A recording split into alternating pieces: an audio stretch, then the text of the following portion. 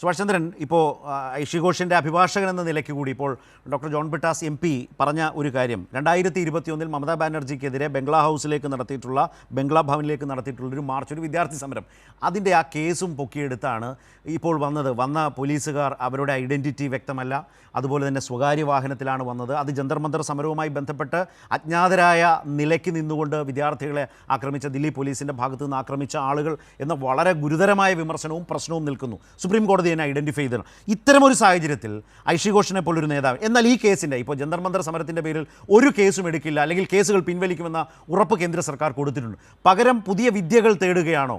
ഈ നേതാക്കളെ പിടികൂടാൻ കേസുകൾ തപ്പിയെടുക്കുന്നു, അവരെ വലിയ തോതിൽ ആക്രമിക്കാൻ ശ്രമിക്കുന്നു. ഈ രീതിയിലാണോ ഇന്നവിടെ നടന്നത്? ഇപ്പോൾ ഡോക്ടർ ജോൺ ബ്രിട്ടാസ് പറഞ്ഞതിൻ്റെ തുടർച്ചയിൽ അവിടെ ഉണ്ടായ അനുഭവങ്ങളെക്കുറിച്ച് സുഭാഷ് ചന്ദ്രന് പറയാൻ പറ്റുന്ന കാര്യങ്ങൾ കൂടി ഒന്ന്. ശരത്ത്, ഏറ്റവും രസകരമായ കാര്യം എന്ന് പറയുന്നത്, ഇന്നിപ്പോൾ ഐഷി ഘോഷിനെ ലോകത്തിലെ അല്ലെങ്കിൽ ഇന്ത്യയിലെ ഏറ്റവും വലിയ കുറ്റവാളിയെ അറസ്റ്റ് ചെയ്യാൻ പോകുന്നത് പോലെ ഇവിടെ വന്ന് AKG ഭവനിൽ വന്ന് അറസ്റ്റ് ചെയ്യാൻ വേണ്ടി ശ്രമിക്കുന്ന സമയത്ത് എന്താണ് ഐഷിക്കെതിരെ 2021 ചുമത്തപ്പെട്ടിരിക്കുന്ന കുറ്റം എന്നുകൂടി നമ്മൾ നോക്കണം. ഐഷി ഇനി അഥവാ ശിക്ഷിക്കപ്പെടുകയാണെങ്കിൽ തന്നെ എത്ര കാലം ശിക്ഷിക്കപ്പെടാവുന്ന കുറ്റമാണ്? ഒന്ന് IPC സെക്ഷൻ 188 ഡിസൊബയൻസ്. ആ കുറ്റം തെളിയിക്കപ്പെട്ടാൽ പോലും ഐഷി ഘോഷിന് പരമാവധി കിട്ടാൻ പോകുന്ന ശിക്ഷ എന്ന് പറയുന്നത് 1 മാസം തടവും 200 രൂപ ഫൈനുമാണ്.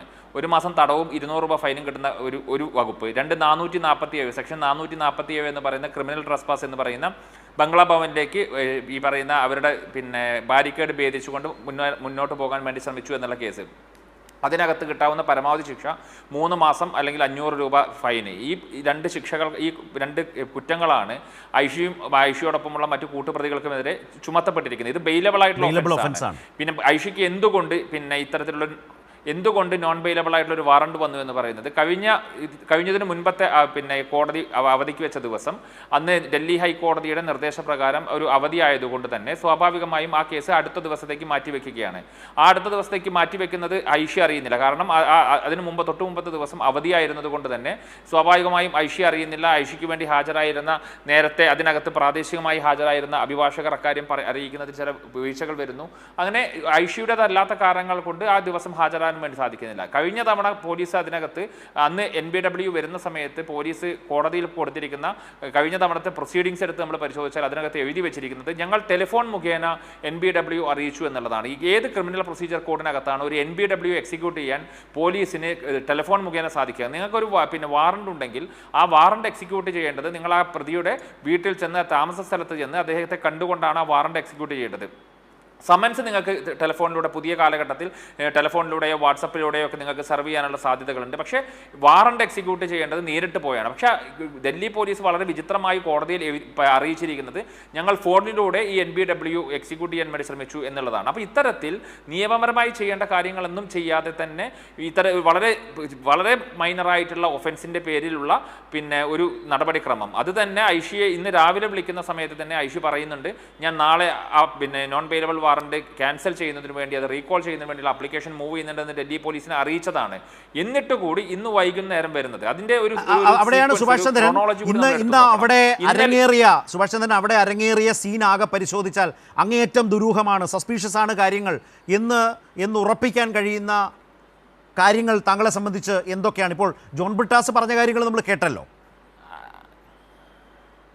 അല്ല, അതാണ് ഞാൻ പറഞ്ഞു വന്നത്. ഐഷി ഘോഷ് തന്നെ ഫയൽ ചെയ്ത ഈ സമരത്തിന്റെ ആദ്യഘട്ടത്തിൽ ഞങ്ങൾ അഭിഭാഷകർ ഉൾപ്പെടെയുള്ള ആളുകൾ സമരസ്ഥലം സന്ദർശിക്കുന്ന സമയത്ത്, ജന്തർ മന്ദിർ സന്ദർശിക്കുന്ന സമയത്ത് അവിടെ വിദ്യാർത്ഥികളുടെ ചിത്രങ്ങൾ ഉൾപ്പെടെ, അവിടെ സന്ദർശകരിക്കുന്ന ആളുകളുടെ ചിത്രങ്ങൾ ഉൾപ്പെടെ ഈ നിയമപരമല്ലാത്ത രീതിയിൽ വീഡിയോഗ്രാഫി ചെയ്യുന്നതും ഫോട്ടോഗ്രാഫി ചെയ്യുന്നതും, ഉറങ്ങുന്ന പെൺകുട്ടികളുടെയും അതോടൊപ്പം തന്നെ ഭക്ഷണം കഴിക്കുന്ന പെൺകുട്ടികളുടെയും മഴയത്ത് നനഞ്ഞിരിക്കുന്ന പെൺകുട്ടികളുടെയും ഒക്കെ വീഡിയോഗ്രാഫി ചെയ്യുന്ന പോലീസുകാർ സ്വകാര്യ ക്യാമറയിൽ ഉൾപ്പെടെ അവരുടെ മൊബൈൽ ഫോണിൽ ഉൾപ്പെടെ ചിത്രീകരിക്കുന്നത് ശ്രദ്ധയിൽപ്പെടുകയും അതിന്റെ ഭാഗമായി ഐഷിയോട് സംസാരിച്ച് ഐഷിയുടെ പേരിൽ ഞങ്ങൾ ഡൽഹി ഹൈക്കോടതിയിൽ ഒരു കേസ് ഫയൽ ചെയ്തിട്ടുണ്ട്. കഴിഞ്ഞ 2 ദിവസമായി, ഇന്നലെയും ഞങ്ങൾ അതിനകത്ത് പ്രധാനമായും ഉന്നയിച്ചിരിക്കുന്നത് പ്രൈവസിയുടെ ലംഘനമാണ്. ഒരു സമരസ്ഥലത്ത് എങ്ങനെ ഡൽഹി പോലീസ് ഈ സ്വകാര്യത ലംഘിച്ചുകൊണ്ട് കടന്നു വരുന്നു, അത് സ്വകാര്യതയുടെ ലംഘനമാണ്. ഇത്തരത്തിലുള്ള ഈ വിവരങ്ങൾ ശേഖരിക്കുന്നത്, ചിത്രങ്ങൾ ശേഖരിക്കുന്നത്, അത് പിന്നീട് ഇവരെ വേട്ടയാടാൻ വേണ്ടിയാണ് എന്ന് പറഞ്ഞുകൊണ്ടാണ് ഞങ്ങൾ ഹർജി ഡൽഹി ഹൈക്കോടതിയിൽ ഫയൽ ചെയ്തിരിക്കുന്നത്. ഇന്നലെയും ഇന്നുമായി അത് കേൾക്കുന്ന സമയത്ത് കേന്ദ്ര സർക്കാർ പ്രധാനമായും മുന്നോട്ട് വെച്ച സോളിസിറ്റർ ജനറൽ കേസിനകത്ത് ഹാജരാകുന്നു,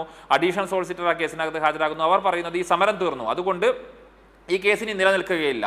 അപ്പോൾ കോടതിയും പറഞ്ഞു നിങ്ങൾ ഈ സമരം തീർന്ന സമയത്ത് നിങ്ങൾ എന്തിനാണ് ഈ കേസുമായി മുന്നോട്ട് പോകുന്നത്? അപ്പോൾ ഞങ്ങൾ കോടതിയോട് പറഞ്ഞത് ഞങ്ങൾ ഈ കേസ് പിൻവലിക്കാൻ ഉദ്ദേശിക്കുന്നില്ല. കാരണം ഞങ്ങൾ ഇതിനകത്ത് ഉയർത്തിയിരിക്കുന്ന പ്രശ്നം എന്ന് പറയുന്നത് ഡാറ്റയുടെ പ്രശ്നമാണ്, ഡാറ്റ പ്രൈവസിയുടെ പ്രശ്നമാണ്. സ്വാഭാവികമായും ഈ വിദ്യാർത്ഥിനികൾ ഉൾപ്പെടെയുള്ള ആളുകളുടെ വലിയ രീതിയിലുള്ള ഡാറ്റ ശേഖരിക്കപ്പെട്ടിട്ടുണ്ട്. അവരുടെ ചിത്രങ്ങളും അവരുടെ വീഡിയോകളും ശേഖരിക്കപ്പെട്ടിട്ടുണ്ട്.